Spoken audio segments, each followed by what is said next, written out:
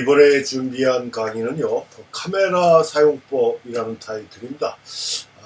이 카메라 사용법이라는 강의를 제가 해보기는 처음인 것 같아요.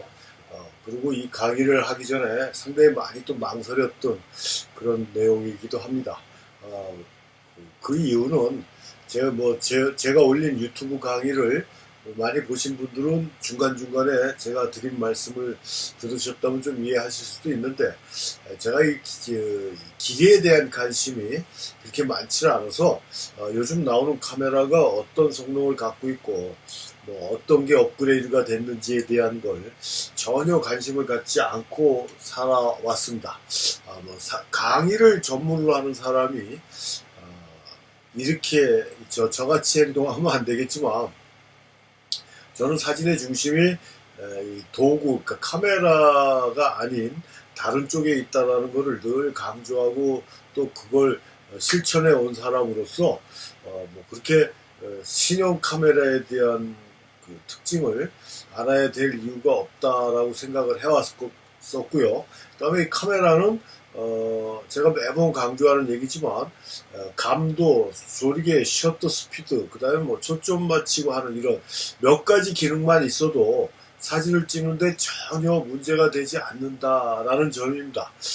그 점을 상당히 강조를 해왔던 사람으로서 이렇게 카메라 사용 설명서라고 할 수 있는 카메라 사용법 강의를 준비한다라는 게 저한테는, 다른 사람들한테는 굉장히 간단하고 소소한 그런 일이겠지만 저한테 상당히 부담되는 그런 강의였다라고 이렇게 말씀드릴 수가 있습니다.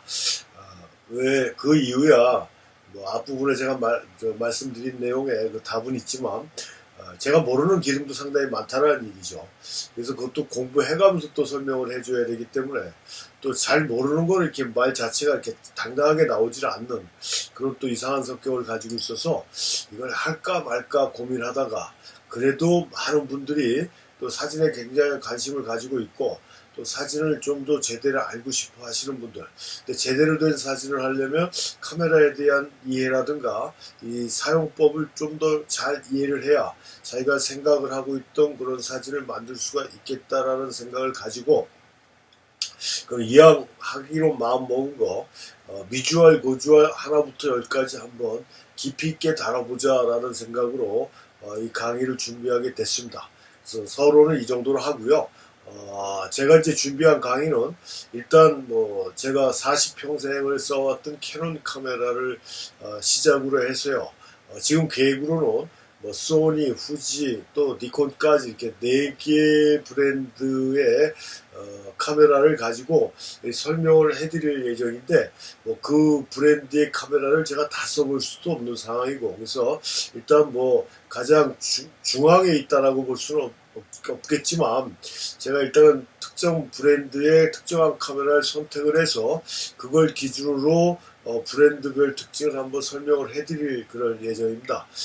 그게 모델이 여러 가지가 있지만, 캐논이라든가 니콘이라든가 이렇게 브랜드마다 모델이 여러 가지가 있는데 실질적으로 사용하는 기능들은 다 똑같다라고 생각을 하고요.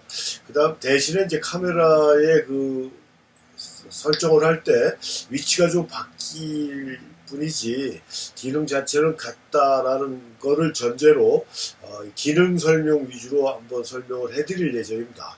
그래서 무슨 카메라 화소수는 어떻고 저떻고 이런 거에 대한 얘기를 절대 할 필요가 없고요. 일단 그 사용하는 데 있어서 실질적으로 필요한 그 기능 위주의 설명을 중심으로 강의를 풀어나갈 예정입니다. 그래서 오늘은 이제 첫 시간이지 않습니까? 그래서 이 캐논 카메라가, 제가 이 캐논 카메라가 좋아서 지금까지 40여 년을 써왔던 건 아니고요. 제가 고등학교 때 사진학원을 다녔는데 집에 캐논 카메라가 있었습니다. 캐논 AE1이라는 그 카메라가 있어가지고 그걸 갖고 고등학교 때 사진학원에서 사진을 또 배웠고, 군대 제대하고 대학을 사진과를 입학하는데 그때도 또 그 카메라를 가지고 공부를 했어요. 뭐 나이 먹고서 카메라를 사달라고 할 수도 없는 상황이었고요. 집에 있는 카메라 갖고 하다 보니까 캐논을 쓰게 됐다라고 이렇게 말씀드릴 수가 있고, 그러다 보니까 저는 한번 이렇게 사용한 거는 뭐 무슨 업체도 마찬가지고요. 잘 바꾸지 않는 편입니다. 아주 큰 이유가, 특별한 이유가 있지 않는 한 잘 바꾸지 않는 그런 성격이라, 이 캐논도 그렇게 하다 보니까 지금까지 사용을 하게 되었다라고 이렇게 말씀드릴 수가 있고, 지금 이게 화면에 캐논 R6라고 되어 있지 않습니까? 제가 지금 사용하는 카메라는 캐논의 미러리스 R 시리즈에서 6인데요. 그래서 뭐 제가 가지고 있는 카메라가 R6이기 때문에 일단은 강의를 이 R6를 기준으로 해서 설명을 해드릴 생각입니다. 근데 뭐 R6 카메라의 뭐 특징이나 이걸 강조하는 게 아니고, 앞부분에서도 말씀드렸듯이 전반적으로 그 용어 설명이나 그 세팅 방법, 사용 용도, 이거에 대한 거를 기준으로 해서 설명을 해드릴 생각이고, 거기에 사용됐던 카메라가 R6다라고 이렇게 말씀드릴 수가 있는 거고요. 이 뭐 아시는 분들은 아시겠지만 디지털 카메라 판도가 많이 바뀌었죠. DSLR이 일반적으로 필름 사진 시절부터 계속 카메라의 중심에 와 있다가, 디지털 카메라에서도 마찬가지고요. DSLR로 많이 사용들 하고 계시다가 요즘은 미러리스 쪽으로, 이 브랜드에서, 업체에서 미러리스 쪽으로 이제 방향을 틀어가지고 그쪽으로 막 집중 투자를 하다 보니까 이 미러리스 카메라를 사용하시는 분들이 상당히 많아졌고요. 그 다음에 DSLR은 제가 아는 기준으로는 신제품이 나오지 않는 걸로 알고 있어요. 그러니까 새로운 모델이 생산되지 않고 있다라고 이렇게 보시면 되고, 이 미러리스 쪽으로 나간다라는 거예요. 그래서 이 캐논 같은 경우는 R 시리즈로 해서 미러리스가 나오고 있는데요. 뭐 제가 한번 강의 준비하면서 찾아봤더니 상당히 많은 종류의 R 시리즈가 있어요. 뭐 R5가 있고 R3가 있고, R5가 제일 좋은 건지 이거 모르겠습니다. R6보다는 한 단계 위라는 걸 알고, R3가 제일 좋은 거네요. 그러니까 캐논은 그 DSLR도 마찬가지지만 숫자가 작으면 작을수록 이 고가의 카메라라고 이렇게 볼 수가 있습니다. 이 R 시리즈도 그런 걸로 보시면 돼요. 3, 5, 6 뭐 이렇게 돼 있죠.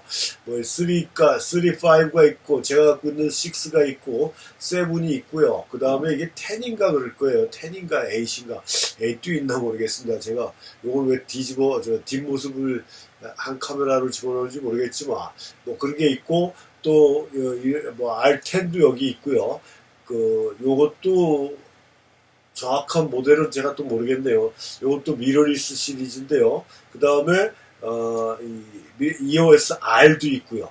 그 다음에 요거 C라고 되어 있는데, EOSC는 요거 한마디로 얘기해서 동영상을 집중적으로 해서 만들어 놓은 카메라인 걸로 제가 슬쩍 봤습니다. 그러니까 뭐 저도 자세히는 모르겠지만 이 자료를 찾다 보니까 요 EOS-C는 동영상 집중, 그러니까 비디오 촬영 쪽으로 집중해서 만든 게, 그러니까 시네마라는 그 이니셜에서, 그 시네마에서 이니셜 따서 C라고 해놓은 것 같아요. 하여튼 이런 식으로 이렇게 R 시리즈에도, 그러니까 미러리스 카메라에도 종류가 상당히 많이 있다. 근데 그 종류별로 다 똑같은 내용이지만 그걸 일일이 다 설명해 드릴 필요는 없고, 일단 제가 가지고 있는 R6 카메라를 가지고 이 기능이나 그 다음에 조작 어떻게 설정을 해야 되는지, 또 무슨 기능을 갖고 있는지, 이런 내용을 기준으로 강의를 풀어나가도록 하겠습니다. 그러니까 카메라, 자기가 만약에 캐논 카메라를 갖고 계시다, 특히 미러리스 카메라를 갖고 계시다 하게 되면은